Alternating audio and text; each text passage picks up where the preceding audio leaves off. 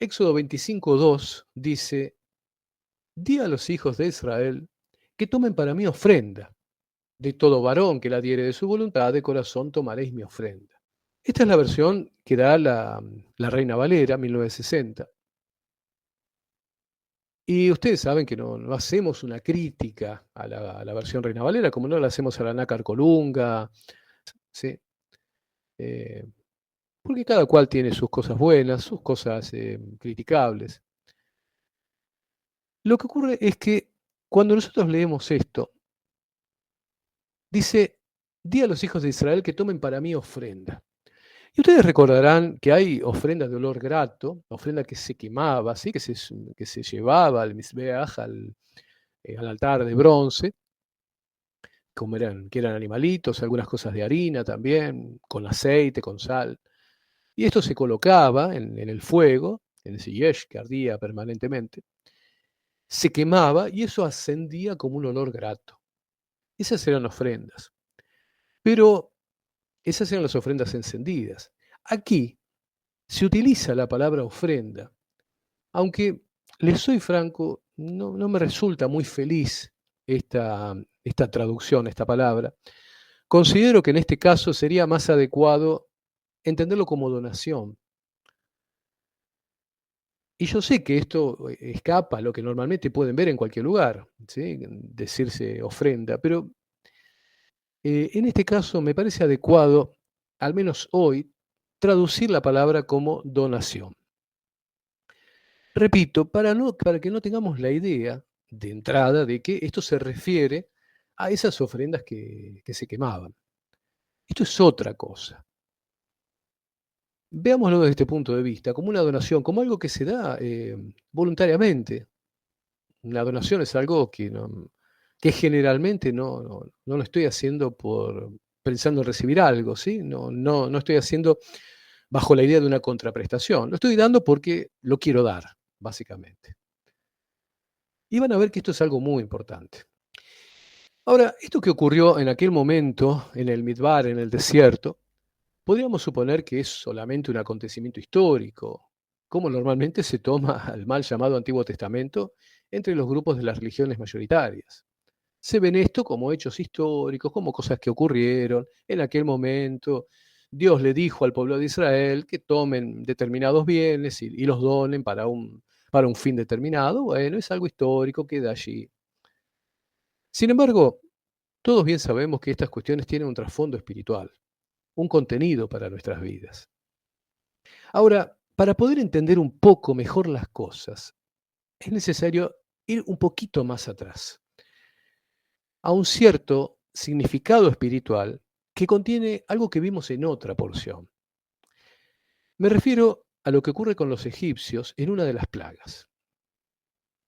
Miren, recordemos esta situación. Éxodo capítulo 10, versículo 20 al 23. Dice así: «Pero Yahweh endureció el corazón de Faraón, y éste no dejó ir a los hijos de Israel. Yahweh dijo a Moshe: extiende tu mano hacia el cielo para que haya tinieblas sobre la tierra de Egipto, para que cualquiera las palpe. Y extendió Moisés su mano hacia el cielo, y hubo densas tinieblas sobre toda la tierra de Egipto por 3 días. Ninguno vio a su prójimo, ni nadie se levantó de su lugar en 3 días, mas todos los hijos de Israel tenían luz en sus habitaciones». Bien, claramente el versículo 22 nos dice que hubo densas tinieblas sobre la tierra de Egipto por 3 días. En un sentido sod, secreto, profético, del cual hemos hablado en otras ocasiones, debemos recordar que Egipto es una representación del mundo. Cuando el Mesías entregó su vida en la cruz y murió, densas tinieblas cubrieron la tierra, y durante 3 días el mundo se vio privado de la luz del Mesías. Sabemos bien que estas palabras tienen varios sentidos. En un aspecto literal, hubo sencillamente oscuridad en Egipto. Pero aun cuando empleo la palabra sencillo, esto es un poco más profundo, incluso en el sentido literal. Veo que erróneamente lo que algunos interpretan que ocurrió es una especie de eclipse de sol. Pero la Escritura no dice esto. La Escritura no nos habla de un eclipse de sol. La Escritura habla de una transformación sobrenatural, una transformación que supera las barreras de la física. Lo que ocurrió es que el Creador transformó la luz en oscuridad. Por esto es que dice que las tinieblas eran palpables. Piensen ustedes que me están escuchando, que tienen manos, que tienen palmas, que pueden palpar algo en este momento. Yo, mientras hablo, estoy palpando la mesa sobre la cual está mi computadora. Estoy palpando la silla. Puedo palpar mis propias manos, algo que toco. Observen ustedes que dice que la luz se transformó en una densa tiniebla palpable. Y esto no nos está diciendo que hubo un eclipse de sol. De lo que nos está hablando es de que la realidad física de la propia luz cambió, se trocó en tinieblas. Lo que a veces no atendemos también es que Yahweh privó de luz a los egipcios y a su vez dio luz al pueblo de Israel. Y por supuesto que esto tiene un contenido espiritual. Ahora, ¿qué llevó a que Yahweh privase de luz a los egipcios?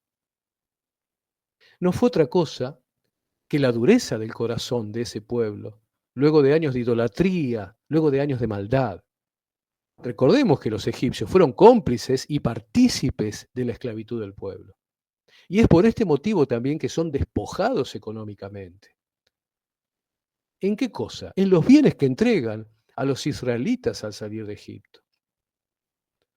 Ahí, si se quiere, una compensación por la expoliación que ellos hicieron con los israelitas. Pero está bien, esto es cuestión de otro estudio. A lo que hoy quiero apuntar es que la oscuridad del corazón de los egipcios se transformó en oscuridad en sus ojos para recibir la luz de Yahweh. Ahora, luego de las plagas y después de la noche de Pesaj, sabemos que el pueblo finalmente pudo salir de Egipto y caminó 40 días en el desierto hasta llegar al Sinaí, como se conoce en castellano. Y allí recibió la Torá. Esto no es algo que debamos dejar de lado. Repito, luego de las plagas y después de la noche de Pesaj, el pueblo se movió durante 40 días en el Midbar, en el desierto, hasta llegar al Sinaí y allí recibió la Torá. De hecho, esto es lo que hace que tengamos 40 días, ¿sí? Más los días de Yom HaMatzot, y finalmente lleguemos a Shavuot, a Pentecostés, ¿sí? A los 50. Pero bueno, esto después lo vamos a contar, cuando lleguemos a Pesaj. Y luego cuando hagamos la cuenta del Omer, todas estas cosas muy interesantes, pero para otro momento. Recordemos el versículo con el cual comencé. Éxodo 25:2 dice, di a los hijos de Israel que tomen para mí donación, de todo varón que la diere de su voluntad de corazón, tomaréis mi donación. Ahora, este versículo se conecta, por supuesto, con el número 8. Éxodo 25:8 dice, y harán un santuario para mí y habitaré en medio de ellos. A los 40 días de salir el pueblo de Israel de Egipto, se entregó un principio al pueblo de Israel. ¿Cuál es este principio? Que Yahweh habitaría en ellos. Un principio es algo que nos permite analizar el resto de las cosas. Uno de los principios, por ejemplo, es que Yahweh es Ejad, que Dios es uno.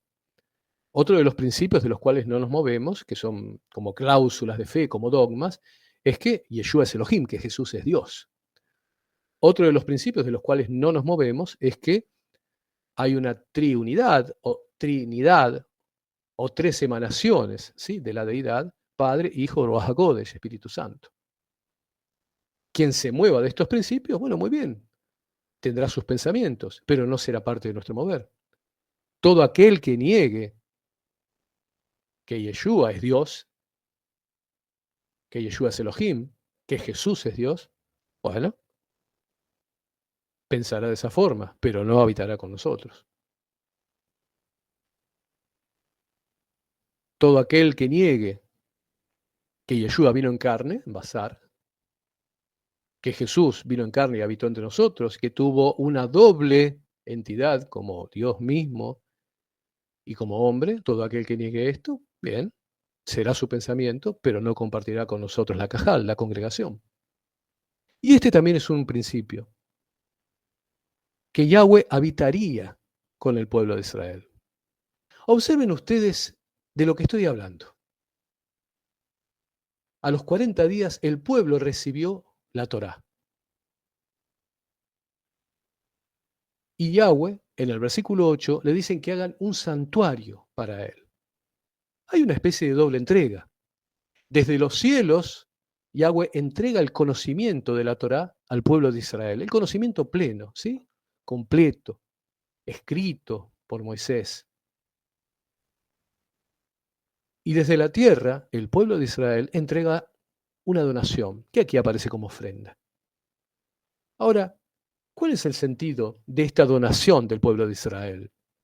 Bueno, algún distraído podría pensar que es la paga por la Torá que se ha recibido. Bueno, no, nada más lejos de Dios, porque la voluntad de Dios para el universo no se compra ni se vende, está fuera del comercio. La entrega del pueblo de Israel es para realizar precisamente el lugar donde luego quedará contenida esta Torá. Por esto es que el versículo 8 nos dice el motivo de esta donación u ofrenda, como aparece escrito ahí. Dice, Beazul y Mikdash Beshahanti Betohem, y harán un santuario para mí y habitaré entre ellos. Beshahanti Betohem, habitaré entre ellos.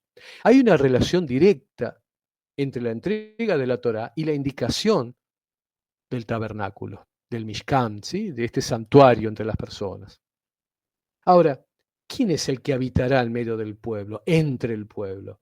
Y obviamente no es otro que el creador de Jerusalén revelado a los hombres. Este creador de Jerusalén, de la luz, de todas las cosas, es quien da las indicaciones de la casa espiritual que va a tener entre el pueblo. Ahora bien, está claro que las cosas se construyen con materiales. Sabemos que Yahweh como creador podía aparecer el tabernáculo de la nada. Miren, voy a ser un poco científico en esto, pero sabemos que todas las cosas están constituidas por los mismos átomos, los átomos que se unen y forman diferentes moléculas. Con toda simpleza, podía el creador ordenar que los átomos se reorganizasen de una forma diferente y crear las moléculas de los metales preciosos, por ejemplo, y levantar de la nada el Mishkan, el tabernáculo. Él podía dar la orden y aparecer el tabernáculo de la nada. Sin embargo, él decide crear el tabernáculo co-creando, o sea, creando junto con los hombres.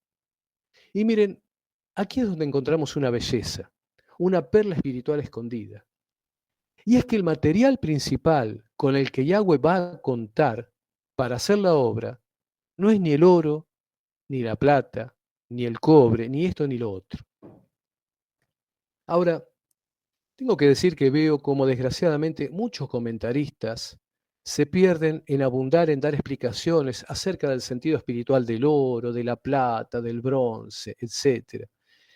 Llenan páginas de comentarios, o lo que es peor para mí, llenan las redes de videos superfluos, llenando a su vez las mentes de las personas con datos insulsos acerca de las propiedades espirituales del oro y de la plata.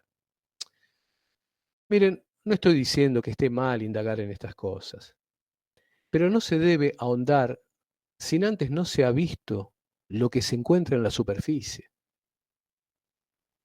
Me refiero a que el material principal con el que Yahweh cuenta para levantar su tabernáculo, o sea, su casa entre el pueblo de Israel, no es otra cosa que lo que se encuentra en estas palabras.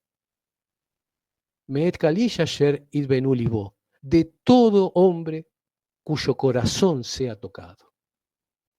El material principal no es el oro ni la plata, sino un corazón tocado por el Espíritu del Señor. ¿Tocado por quién? Por el espíritu de toda carne, el Elohei Arujot Basar, como lo llaman Moisés y Aarón. El espíritu de toda carne. Repito, El material principal para levantar el tabernáculo no es el oro ni la plata ni las piedras preciosas. Metkalish asherit benulibo, de todo hombre cuyo corazón sea tocado. El material principal es un corazón tocado por el Espíritu del Señor. Y miren, casualmente dije esto de el espíritu de toda carne, ¿no? El Elohei Arujot Halbazar, como lo llaman Moisés y Aarón. Ahora, ¿cuándo Moisés y Aarón lo llaman así? Cuando se produce precisamente la rebelión de una persona. Si ustedes recuerdan, esto ocurre frente a la rebelión de Coré. Ahora, ¿por qué me acuerdo de la cuestión de la rebelión de Coré? Porque fue precisamente el corazón contaminado de esa persona en medio de la asamblea lo que generó la rebelión. Así como el contenido del corazón tocado por Dios genera la posibilidad de hacer el tabernáculo de Dios en la tierra, el corazón contaminado genera muerte y destrucción.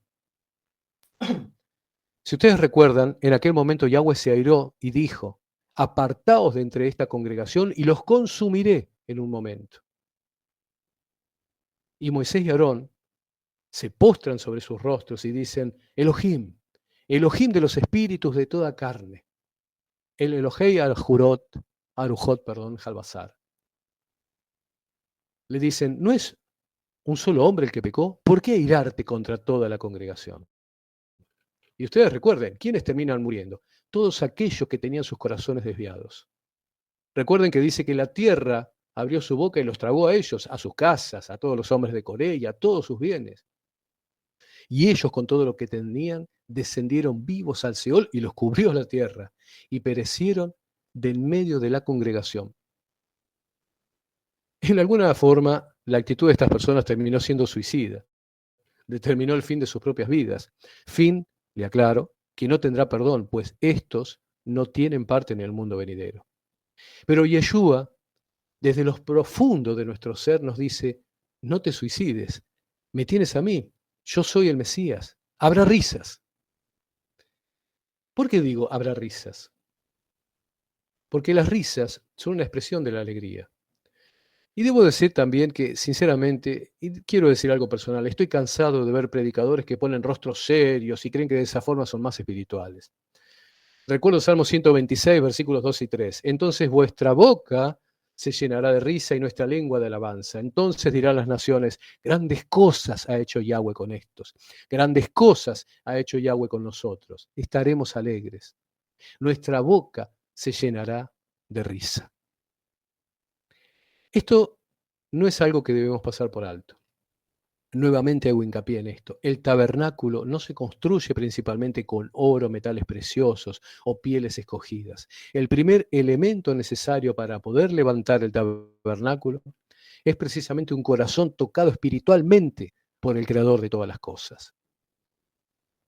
El pueblo de Israel en el desierto tuvo un largo peregrinar, debiendo ceder su lugar a la siguiente generación por haber malogrado su corazón.